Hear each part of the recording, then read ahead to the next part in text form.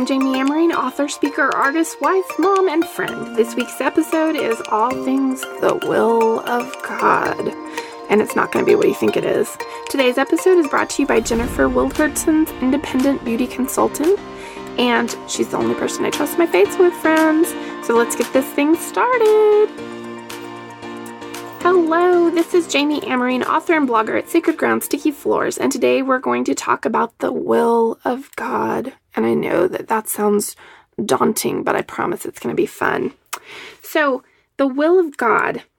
The reason that I so wanted to do this podcast is because I don't like that term. And I know that it's in the Bible, and I know that it's all over the place. However, I'm going to tell you guys a story that's one of those that just is... It didn't end in a throat punch, but it could have. So, it's been several years ago, actually, that this happened, but then it happened again recently where I witnessed it, and it wasn't in an appropriate place for me to do or say anything. But, I was with some friends, having coffee, and a couple acquaintances from a church, and this one woman in particular was in a horrible, horrible situation. She'd only recently found out that her husband was having an affair. And we were all talking, and she was very, very distraught, very upset. It was an upsetting situation. And as we sat there and talked, one of the other women said, "How can we pray for you?" And she said, I really want my marriage to be okay. I really think that we can salvage this. I need help with forgiveness. I need him...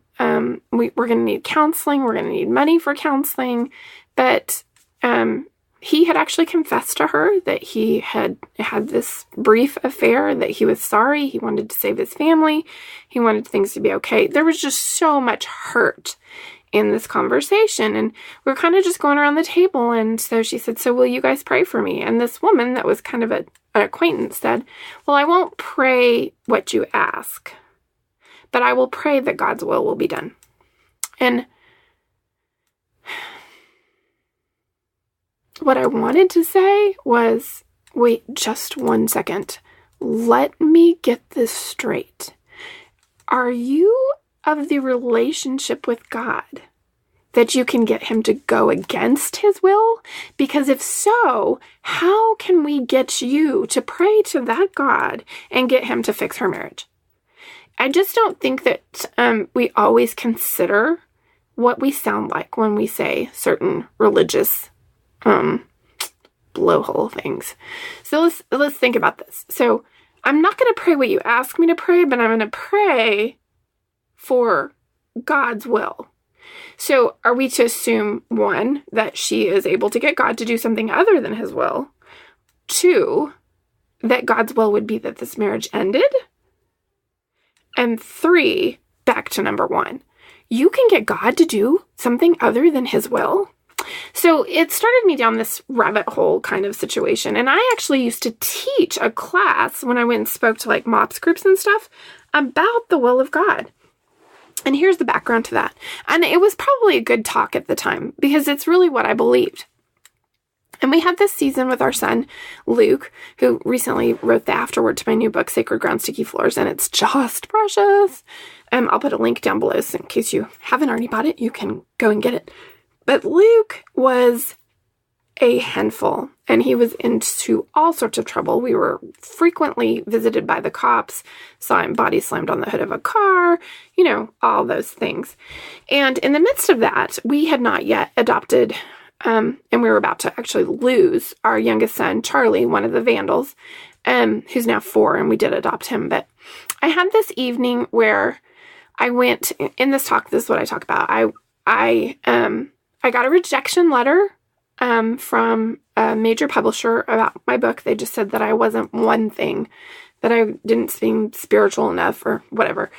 And then we'd gotten notice that we were going to lose baby Charlie. And then we got my husband texted me. He was actually in the other end of the house, and he texted me and he said, "Hey, where's your car?" And Luke had taken it.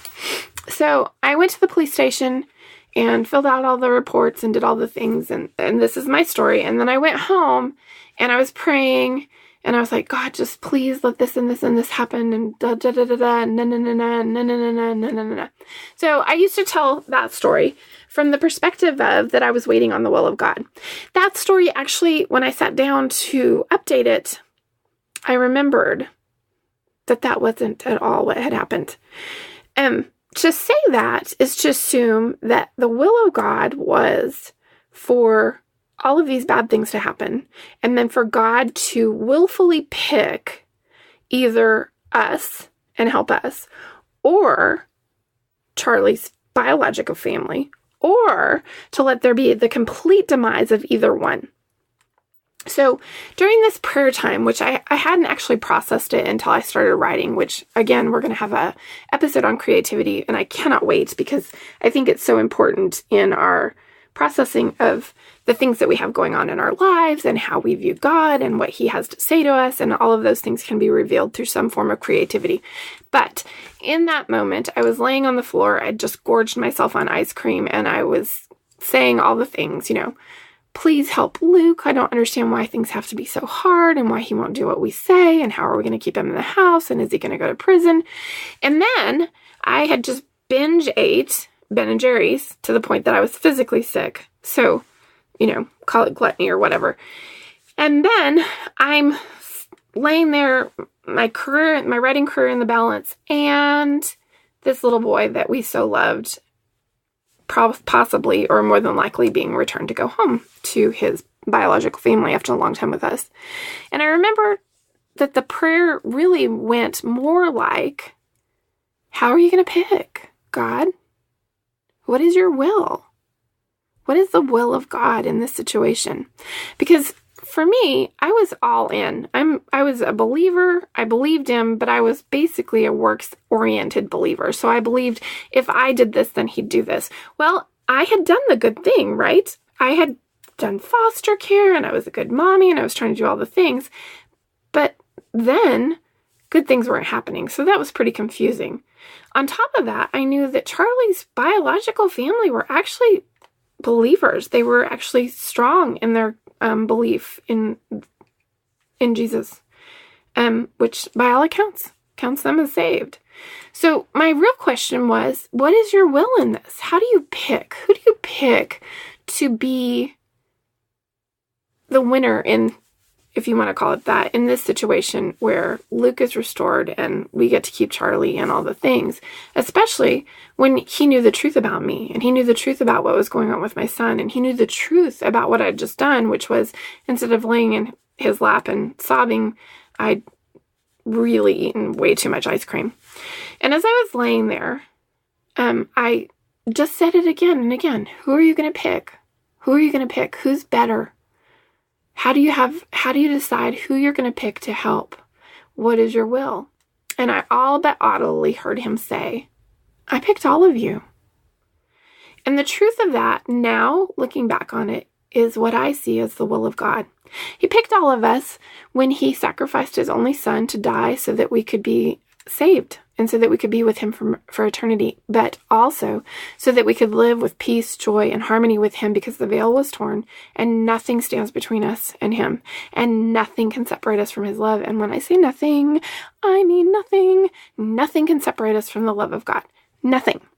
So when we kind of add that interjection about, well, I'll only pray the will of God because, I don't want to sway him one way or the other, it's actually somewhat laughable. And I know that in a lot of ways, it's how we come to peace with something that does happen. God allowed this to happen. But truly, I tell you, the will of God was Jesus Christ. That was the will of God. And it takes a lot of the pompous blowhole scenario out of it when you're not thinking about the will of God being him choosing favorites, or him casting out brain cancer or not casting out brain cancer, or dishing out lymphoma, or vice versa. When we think about the will of God in the terms of the will of God was simply Jesus. He picked all of us, and he picked all of us for restoration, and he picked all of us to be whole and to have a relationship with him. And that will is dear and precious and amazing and wonderful. And there's really nothing to question when it comes to that will. His will was Jesus, so that we might be baptized, saved, and redeemed, and so that we might grow in knowing him and understanding him. But when we put this lofty thing on it with this if then Jesus, if I do this, then he'll do this, or with God, if I pray really, really, really hard, then maybe this won't happen. But then when it does, what did we do wrong? Well, this is what I propose. It's not that we did anything wrong, and it's not necessarily that we did anything right. It's life, and life happens. And he didn't say that life wouldn't be hard, but he did say that he overcame the world. And how did he do that? With his will, Jesus. That being said, the scripture that I'm going to read to you, I know that you've heard. The will of God, that one. The one I picked is actually Jeremiah 29:11. For I know the plans I have for you, declares the Lord, plans to prosper you and not harm you, plans to give you hope and a future. That is the precious will of God.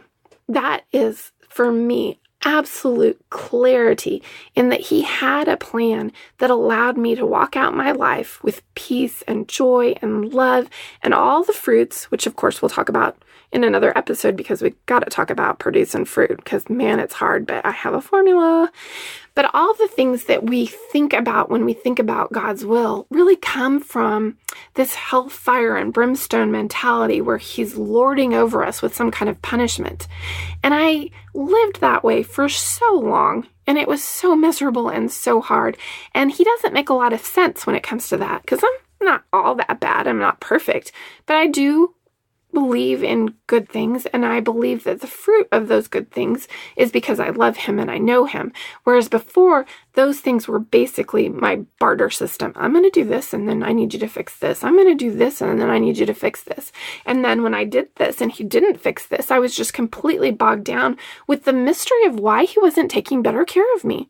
But the fact is, he made the ultimate sacrifice in giving us his son, Jesus, as the sacrifice so the veil would be torn so that we could be face to face with him, nothing in between us, nothing standing between us, and nothing that could change the way that he feels about us, neither good nor bad. Nothing can separate us from the love of God. So the next time that you are in a situation like that, kind of remember this story. It's not really a very comforting statement. I'll pray the will of God for you. Yeah, thanks. But when we really need something, when we're really suffering, or when we're really hurting, that's quite daunting. And it's actually borders on arrogant, whether or not we've ever thought about it, because it's basically insinuating, I'm only going to pray the will of God because I'd hate for my powerful prayers to sway him against his own will. The will of God was Jesus Christ, and we have him, and he's for us, and he's with us, and he loves you, and he loves your kids, and he loves just being a part of your life.